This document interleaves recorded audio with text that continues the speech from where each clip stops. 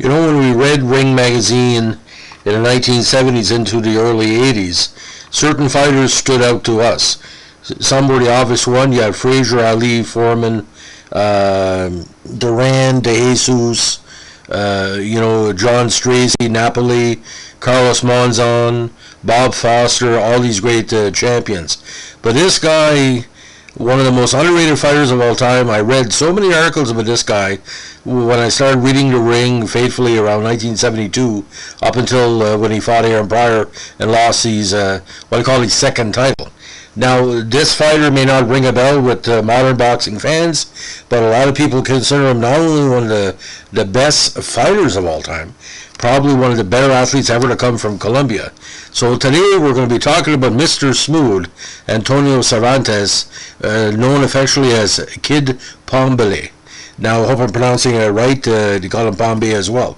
Now, he's currently a Colombian boxing trainer, but he's a former two-time world junior welterweight champion, where the lightweights, junior welterweights, and welterweights of the 70s and 80s had literally 40 or 50 top contenders fighting for those multiple belts.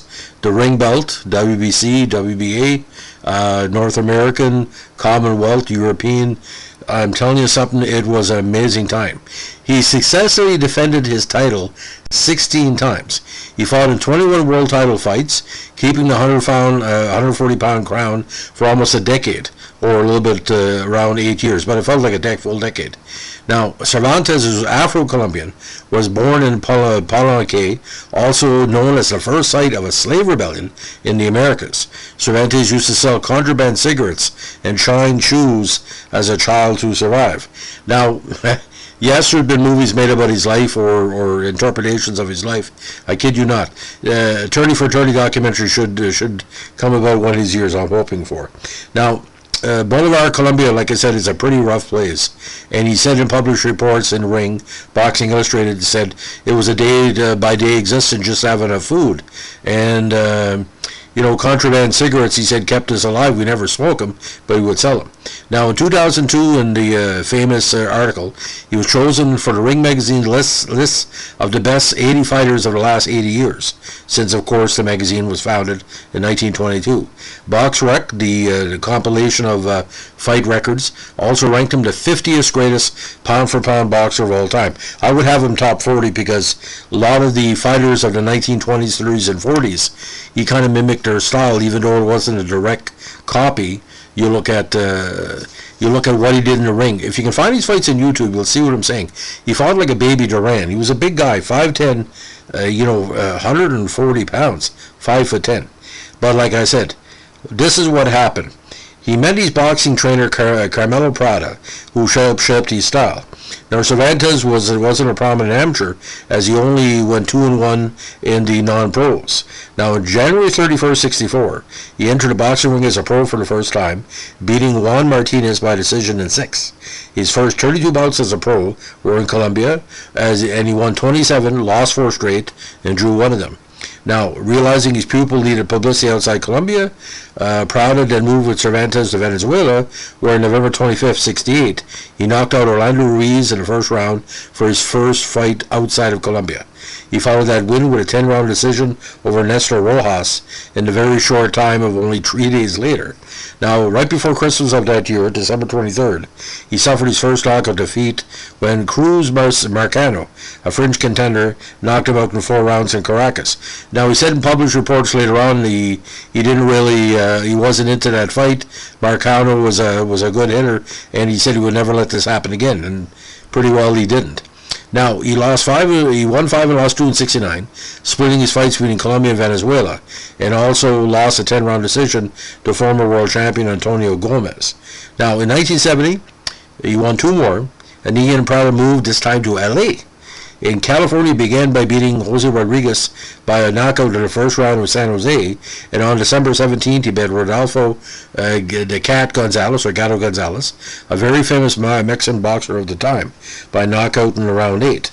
After this, in a 1971 win over Argentine Enrique Jana, Cervantes was ranked as a junior welterweight by the WBA, and he was getting a lot of publicity because anyone hanging around the Olympic auditorium or that style of fighting, and being a Latino, he was drawing a lot of interest, and across the border as well.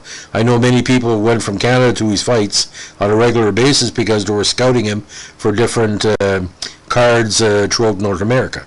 Now, on December 11th of that year, again 1970, he had his first world title try against Nicolone Loche in Buenos Aires, losing a 15-round decision. Now, in 72 he started fast. He won 3 fights. He was then returned to Colombia, and he had another world title try, this time against Mr. Peppermint, Alfonso Frazier, who had dethroned Loche of the world title. Now, he gave Cervantes a chance on October 28 in Panama City, and Cervantes took advantage, knocking Frazier out in round 10, and became the world light welterweight champion for the first time. Now, Cervantes immediately became a national hero in Colombia and worldwide, and many enterprises made him their spokesman in a coffee-producing company. Most notably of all things, Sanyo, who had his name, their name put on advertisement on his clothing and fight trunks. And of course, we're watching and listening on Sanyo products. Now, Cervantes made 9 total defenses, including a knockout of 9 of Loche in a rematch, a knockout of 5 of Frazier, also in a rematch, a 15-round decision win over Jose Marquez in Puerto Rico, in the first world title bout ever held at Robert Clemente Stadium, and most of the 9,000 in attendance scored the fight for Cervantes, and a 15-round decision against future world lightweight champion Esteban de Jesus. Of course, he was the big battler against Duran. However, on March 6, 76 at San Juan, he lost a 15-round decision and the world title to 17-year-old Puerto Rican Wilfred Benitez, who with that became boxing's youngest champion and an overnight sensation. Now, from there, Cervantes won 5 more fights in a row, including one over Sal Mambi, former champion, before fighting for a world title again. Now, after Benitez had left the junior welterweight belt vacant to move up to welterweight, Cervantes regained it on June 25, 77, with a 5-round knockout over Carlos Maria Jimenez, again in Venezuela.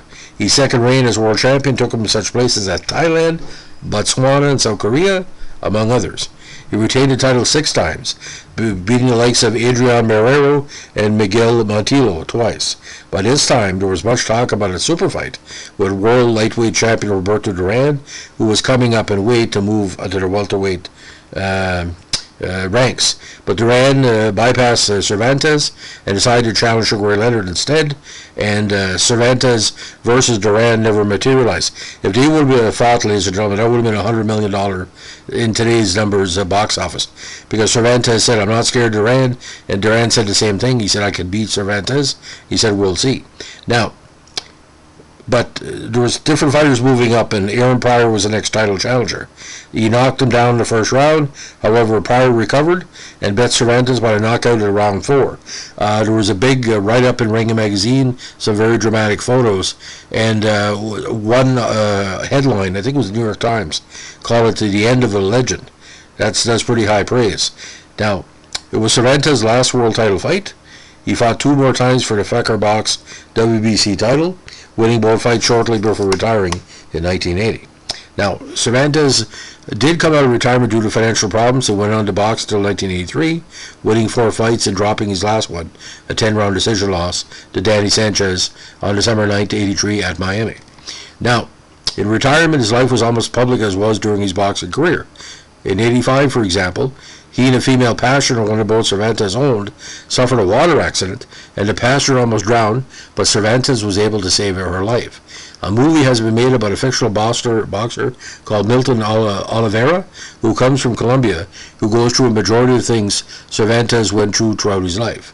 Now, he was inducted into the International Boxing Hall of Fame in 1998, and in 2000, he was declared by the Colombian Boxing Federation and National Association of Professional Boxing as Colombia's Fighter of the Century. For that award, the WBA issued him a special commemorative belt. Now, Cervantes' nickname, Kid Pambele, became almost famous as Cervantes himself. As a matter of fact, many fans call him only Pambele or Pambe, the name of a song by Carlos Vives about him. So again, what a record, ladies and gentlemen. 80 fights, 67 wins, 12 losses, 1 draw. And the amount of talented fighters he fought is just legendary.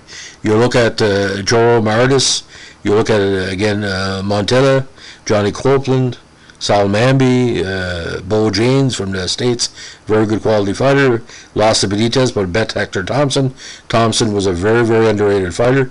Esteban de Jesus, of course. Ray Chavez Guerrera. Victor Ortiz. Japanese and Korean challengers. Alfonso Frazier, one of the better fights of 1973. And that was a rematch again from the 1972 fight. Now, one thing about Cervantes, he could he could knock you out. He could go 10 rounds. He could go 15. But I think what really smartened him up in his career, he had a whole bunch of losses in the late 66 and early 67, all by points. So he learned from those losses really to take advantage of his hand. I don't really know of any other champion with as many wins as title defenses he had to go without a win in 5 straight fights. And like I said, it was all by points. But he learned as he got older to build up, to basically whack when he had the chance. But he became an international sensation because he was fighting in Venezuela, Colombia, Panama, Puerto Rico, Argentina, the States, Japan, all over South Africa, Thailand, New York, South Korea, all over different places in the States. So from East Coast to West Coast in the States and worldwide, everybody that followed boxing, at one point there was Ali, okay, there was Duran, there was Cervantes, there was Bob Foster and Carlos Monzon. That was your big five, eh? And sometimes there would be, Jose Napoli or whatever. But for years, you pick up Ring Magazine, and you'd get your Ali fight, you get your Foreman fight sometimes, you get your Frazier fight, you get your Cervantes fight, you get your Duran fight, you get, Napoli, Monzon, even Victor, like I said, Victor Galindez as well. So the familiarity comes from being as talented as Cervantes was. Now, I saw about 5 of his title fights in the 70s into the early 80s. I saw the prior fight, and it was kind of sad in a way because, we all get old one of these days. But this guy, pretty well, other than Benitez, nobody could beat him for 10 years. And Benitez, the overconfidence he showed later on in his career, he bet Cervantes, sure, but he bet Cervantes as a young man. But Benitez, later on, his egotism beating Cervantes came back to haunt him, even though Benitez, again, another top 50 Latino fighter of all time. So, ladies and gentlemen, if you like what we're doing with our boxing coverage, let us know with a like, comment, or subscribe. If you have any thoughts about Cervantes' career, let us know. Have a good day. Bye.